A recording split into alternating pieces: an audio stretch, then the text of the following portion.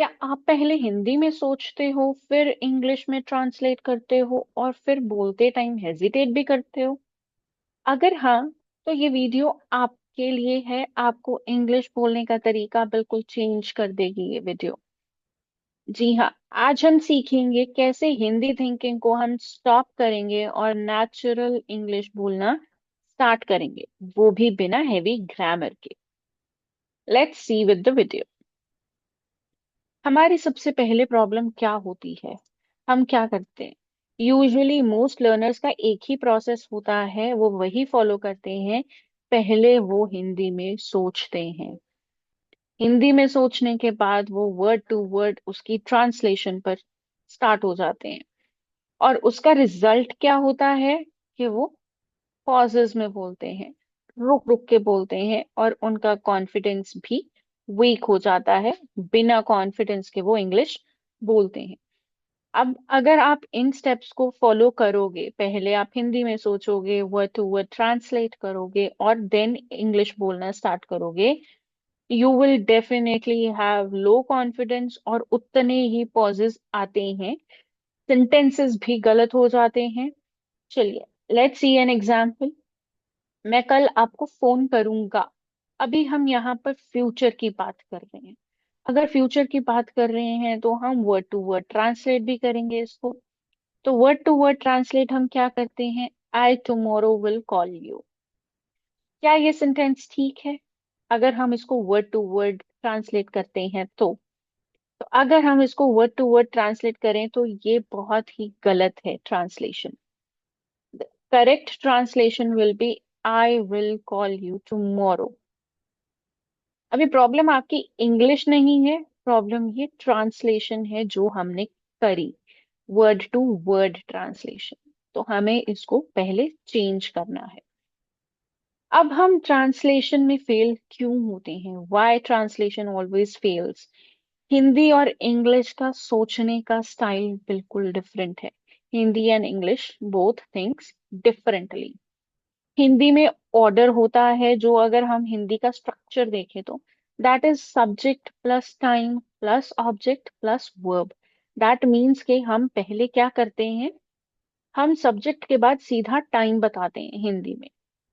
उसके बाद हम ऑब्जेक्ट की बात करते हैं और लास्ट में हमारा क्या आता है? मेन वर्ब आता है।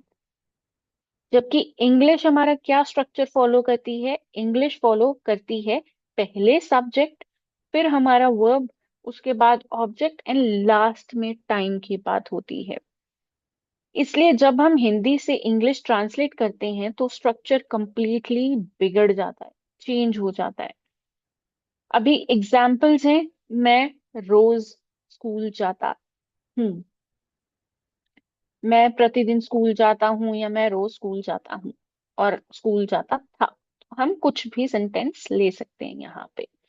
तो इसकी डायरेक्ट अगर हम इंग्लिश में ट्रांसलेशन करते हैं तो I daily go to school, I daily go school. Will it be correct? It is correct somehow. But अगर हम इसको प्रॉपरली देखें तो आई गो टू स्कूल, तो आई डेली गो स्कूल तो हमारा इनकरेक्ट हो गया। क्यों इनकरेक्ट हुआ? क्योंकि हमने वर्ड टू वर्ड ट्रांसलेट करा। सो हमें वर्ड टू वर्ड ट्रांसलेट नहीं करना है। अपने नेचुरल फ्लो को काम में लाने के लिए हमें अपने इंग्लिश को सही ट्रांसलेट करना पड़ेगा। डायरेक्ट ट्रांसलेशन इंग्लिश में कभी भी काम नहीं आती और ना ही वो सही होती है। Now let's think about it. अगर हम कोई भी सेंटेंस यूज कर रहे हैं, ये वीडियो का सबसे इंपॉर्टेंट रूल है, please focus it. Word translate मत करो, मीनिंग को समझो। हमें करना क्या होता है? हम करते क्या है? हम वर्ड टू वर्ड ट्रांसलेशंस में लग जाते हैं, जबकि वो हमें गलत रिजल्ट देके जाता है। तो हमें सबसे इम्पोर्टेंटली क्या करना है? हमें पहले उसका मीनिंग समझना है कि वो सेंटेंस हमें कहना क्या चाह रहा है।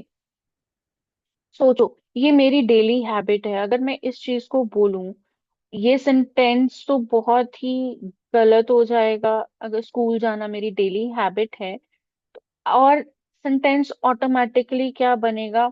My daily habit is this, but this is somehow not correct.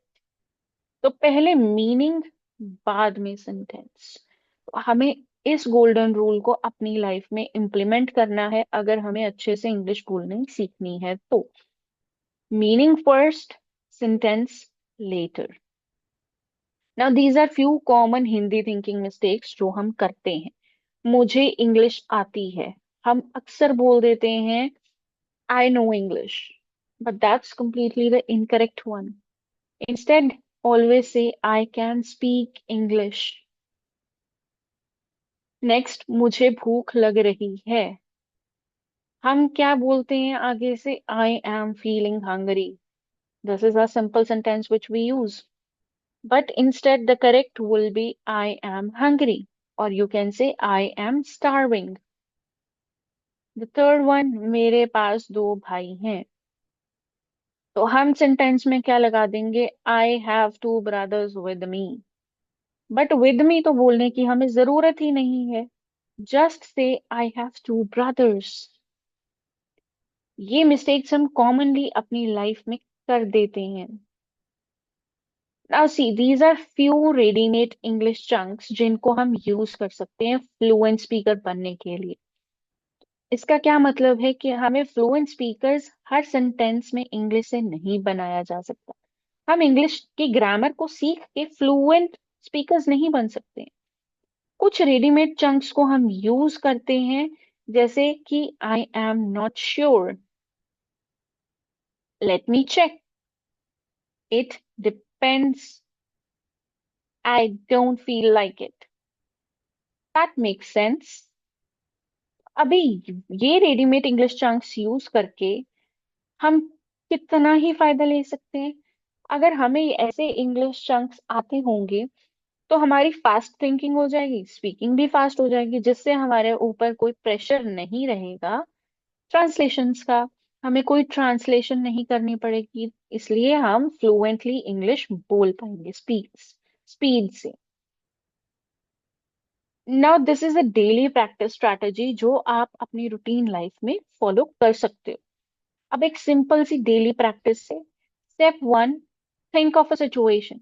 कोई भी हिंदी सेंटेंस मत सोचो, just think of a situation. उसके बाद आपको क्या करना है? आप अपने आप से पूछो, मुझे क्या कहना है इस पे? What do I want to say, और what do you want to say on this situation? Then for the third step you have to कोई भी इंग्लिश पैटर्न यूज करो जो आपको इजीली आता है। फॉर एग्जाम्पल, अगर आपको कोई बोल रहा है कि क्या आप मेरी हेल्प करोगे, तो आप उसको आंसर कैसे करोगे? अभी आपके सामने एक सिचुएशन है to help someone and you want to help. How will you answer it in English? You can simply say sure, I will help you. Sure, I will help you. Now इसके साथ आप अपने आप को daily upgrade भी कर सकते हो। आपको डेली एक सिचुएशन के बारे में सोचना है, हिंदी सेंटेंस नहीं, सिचुएशन के बारे में। देन उसके बारे में आपको पूछना है खुद से कि मैं इसके बारे में क्या कहना चाहता हूँ। And then third, use any known English pattern which you are familiar with. Now this is a mindset shift, एक बहुत ही इंपॉर्टेंट माइंडसेट चेंज जो जरूरी है आपके लिए। ये मत पूछो क्या ये ग्रामर के हिसाब से परफेक्ट है, is this grammatically correct? Stop asking yourself this question. Instead, ask yourself, क्या ये नेचुरल इंग्लिश लग रही है? Is this natural English? Fluency कभी भी रूल्स से नहीं आती है, फ्लुएंसी डेली यूज करने से आती है।